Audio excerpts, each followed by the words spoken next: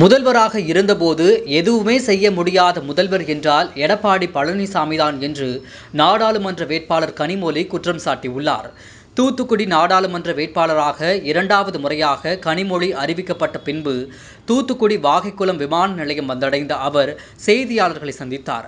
அப்போது பேசிய அவர், முதல்வராக இருந்தபோது எதுவுமே செய்யாத முதல்வர் என்றால் எடப்பாடி பழனிசாமிதான் என்றும், பாஜக மக்களுக்கு எதிராக கொண்டு வந்த அனைத்து திட்டங்களுக்கும் ஆதரவளித்ததை எடப்பாடி பழனிசாமி மறந்திருக்க மாட்டார் என நினைப்பதாகவும் கூறியுள்ளார்.